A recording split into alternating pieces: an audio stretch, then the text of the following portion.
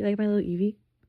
I think it's like so freaking adorable. It's like the regular, like, it says Eevee with her like evolution like hood on it. There were so many at the store, but I couldn't get all of them, unfortunately. But I did get this one. Well, actually, my boyfriend got it for me, but still. But like, it's so cute. I'm obsessed. And as an evolution lover, like, I think this is the cutest thing on planet Earth. Now you're probably wondering, Ashton, why on earth are you in the dark with some sort of projection over your face? I'm not here to talk about that.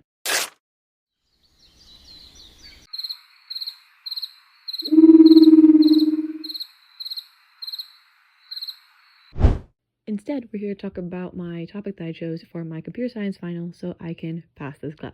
Like I said, I'm a mass communications major with a new media minor, which means that I am constantly working with technology on top of regular schoolwork that you use your computer for. In fact, given the fact that I don't remember a whole lot from my childhood just because I just have like a terrible memory, I would argue that I don't really know life without smart technology. I mean, I got my first iPod Touch when I was like 6.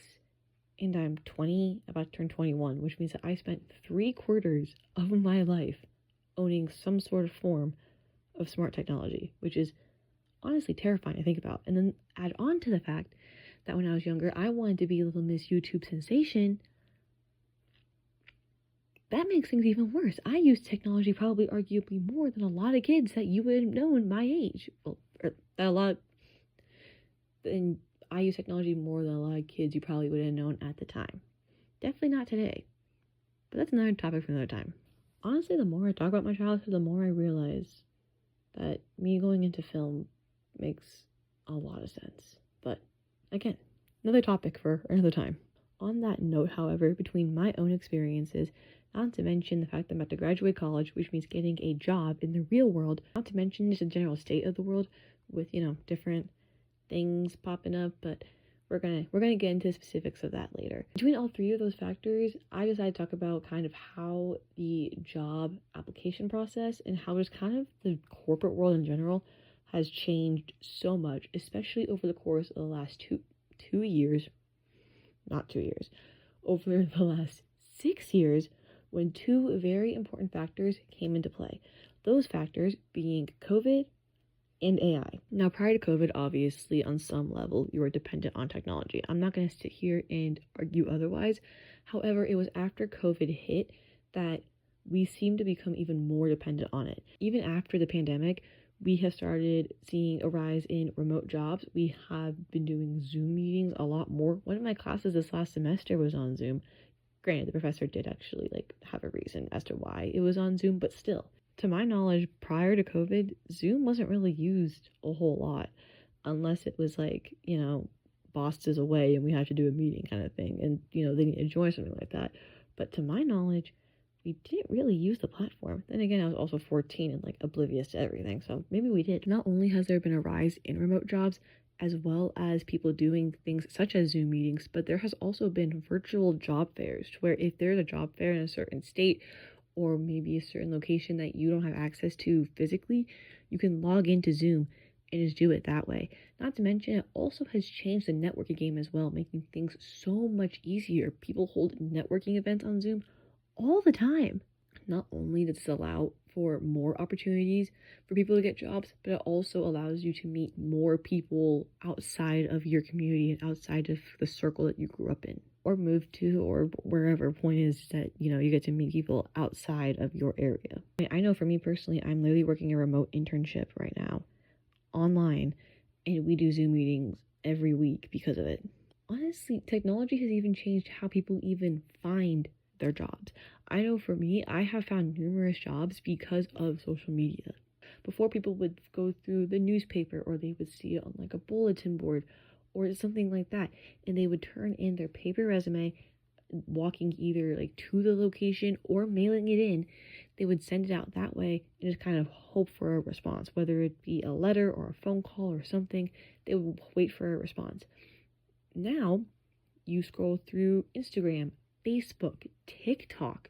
You can go to sites like LinkedIn or UNCA on Handshake, which I know is where I found my internship that I'm currently working, actually. You have so many sources, and all you have to do is submit an online resume. Just type up something, download it to a PDF, or keep it as Google Doc, I don't know, and you submit it that way, and then maybe within a few days, if you're lucky, they will email you back and you will schedule your Zoom interview. Like, honestly, when you think about it, the way that technology has changed things is genuinely insane to even just think about and comprehend.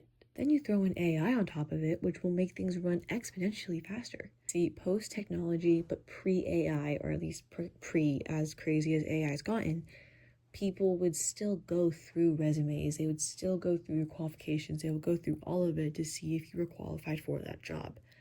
Now, they will take your resume and they will upload it into an AI software, and then that software will kind of match where on your resume matches the job, if that makes sense. Not only does this help companies become more efficient because they can do something else while the AI does this for them, but not to mention it makes things go so much faster because rather than a person going through and reading the resume, an AI does a quick little, absorbs the info and then outputs information. But the thing is, so the usage of AI in the corporate world does not end there. AI not only is being used to figure out who to hire and who not to hire, but it's also, ironically enough, taking people's jobs and doing the jobs for them.